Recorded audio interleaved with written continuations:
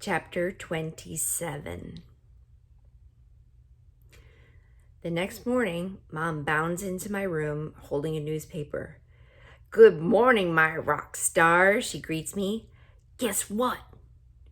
Rock star? She's tripping. I turn to look at her face.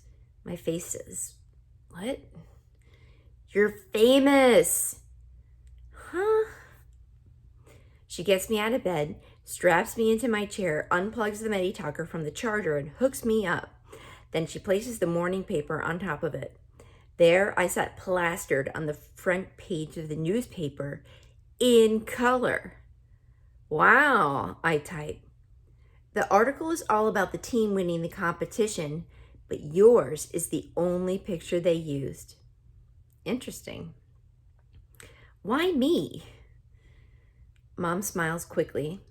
"Because you are unique and wonderful and lots more interesting than ordinary fifth graders, I guess.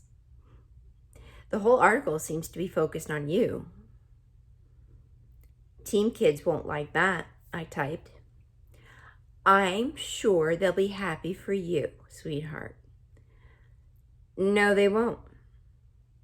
Here, listen to this." She reads me the article. Spalding Street Elementary's talented academic team of 5th and 6th graders won the local Whiz Kids quiz competition last night by a score of 86-85. With stunning skill and knowledge, they answered questions far above their grade level to defeat 7 other teams. "Makes us sound smart," I tap. "And so you are," Mom replies. Math questions made me sweat. I get clammy under the arms just thinking about them. Mom continues, "Oh, there's the part about you. Listen to this. One outstanding member of the Spalding team is Melody Brooks, an 11-year-old who has been diagnosed with cerebral palsy. In spite of her physical challenges, Melody's quick and capable mental abilities were able to shine as she led her team to victory." "They will hate me," I type glumly. Butterscotch, who still sleeps in my room, nuzzles my hand. She always seems to know how I feel. But it doesn't help this time. "Oh, don't exaggerate. I think it's a lovely article, and your friends should be proud." "You don't get it." Mom ignores me and proceeds to get me ready for school. 2 blue t-shirts, one to wear and one to pack just in case. 2 pairs of pants. She never picked out jeans. I decided not to argue. I have a feeling it's not going to be a good day. "What a great photo of you. I'm going to make sure I get extra copies of the paper." She chatters cheerfully as she tugs on my socks before putting on my sneakers. "I've got to make sure everyone at work sees this." Dad has finished dressing Penny, so he brings her into my room. When Penny notices my picture in the paper, she drops Doodle and shouts, "Dee Dee!" She picks up the paper and kisses it. I bet I won't get many reactions like that at school today. Dad leans over and gives me a kiss on the cheek. "I am so proud I could pop," he said softly. "I love you, Melody." That makes me get all teary. Just once I wish I could hug my little sister or tell my dad I love him too, in real words, not through a machine. The reaction at school today is just what I expected. Words float out of lips that say nice things to me, but eyes tell the truth. The eyes are cold, as if I had beat the reporter over the head and forced her to print that picture of me. Even Rose acts distant. "Nice picture of you in the paper, Melody," she says. "Thanks. Should have been all of us." "I think so too," Rose replies. I just sigh. I can't do anything right. I don't want to be all that. I just want to be like everybody else.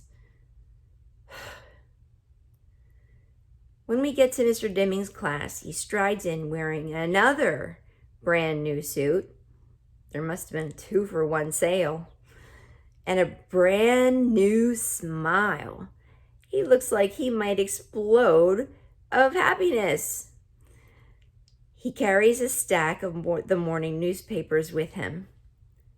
I didn't sleep at all last night, he admits to us. I'm just so very proud of our team and our school. He pauses while the class cheers for the quiz team. Rose, Molly, and Claire smile happily. Connor and Rodney take bows. A few kids even turn around and look at me with a smile. Do we get free pizza or something? Connor blurts out. Absolutely, Mr. Deming replies.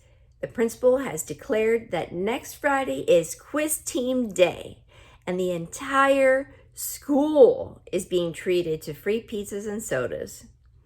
More cheers from the class.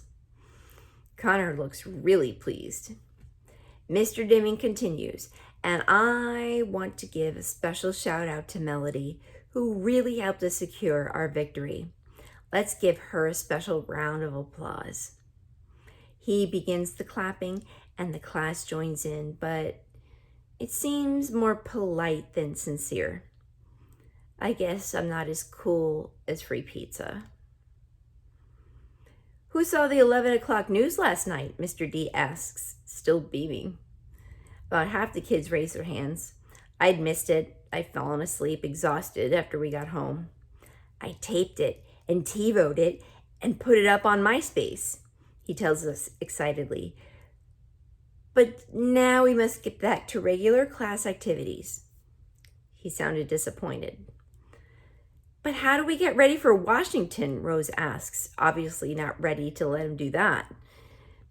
Teachers are so easily distracted. I knew he'd bite on that one. When Mr. Deming smiles again and takes a deep breath, he says, well, we have only 2 weeks to get ready, Rose. I've prepared a packet for each of my team champs, he says as he passes out the paperwork. Take this home, bring it back tomorrow without fail. In it, I've included information about how to redeem the free plane tickets and info about our hotel and schedule for the days we are in DC.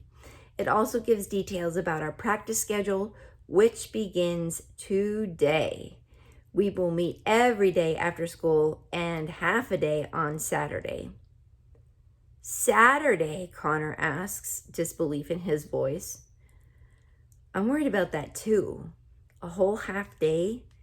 If Catherine can't come, how will I get to the bathroom or eat? I'll bring bagels for breakfast, fruit for snacks, and we'll order burgers in for lunch, Mr. Deming tells him. Sounds sorta healthy, Connor responds with a grin, but I'll be there. You skip a practice and you get bounced to the alternates, Connor. I'm in this to win. Why don't you take a couple of days off, my man? Rodney says to Connor. I'd be glad to take your place. Slide you right out in a blink. He sounds serious. No way, man. I'll show, Connor says hurriedly. Molly raises her hand. Mr. Deming, do the alternates go to Washington also? Absolutely. So, should I buy a new dress just in case I get to be on the team? That's up to you, Molly, the teacher replies. Claire raises her hand then. Mr. D, I think I know what Molly's getting at. Since there are 6 people on the DC team instead of 4, which of the alternates will you choose? We will use a point system, he replies. The students with the 6 highest scores from all our preliminary rounds will make the final TV team. Sound fair? Claire looks satisfied at that, and she and Molly high-five each other. Mr. Deming finally gets back to regular classwork. the study of Spain and Portugal, and I do my best to do nothing to call attention to myself. No weird noises or kicks or grunts for the rest of class. No answers to questions I know. I just sit in the back of the room with Catherine and hope the morning will pass quickly. I spend the afternoon in room H5 where we watch Tom and Jerry cartoons for 3 hours.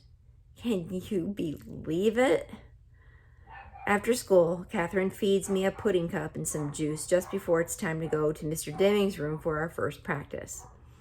She frowns as I finish my last sip of juice. "What's bugging you, Melody?" she asks. "You should be on top of the world, but you're acting like someone just popped you in the nose." "They don't want me on the team," I type. "That's ridiculous. You were the star last night." "That's the problem. Without you, they would not have won. They're scared of me," I try to explain. "They think I look funny." "You never let that bother you before," she counters. It's hard to put my feelings into words that will come out of my Betty talker. I know the other kids are uncomfortable with me on the team. There's no other way to put it. My presence was cute at first. Maybe okay for a local competition, but for the big game on national television, that's different. I'll make them stand out, and not in a good way. I start typing again. I make them look. I hesitate, then type in weird. "You're the smartest person on the team," Catherine explains. I drool. So pack a box of tissues. I make funny noises. I kind of fart sometimes. I had to smile at that. "No more of this feeling sorry for yourself, young lady. Let's get down to Mr. D's room and kick some butt." "Okay, let's go," I type. We roll down to the room and I hold my head high.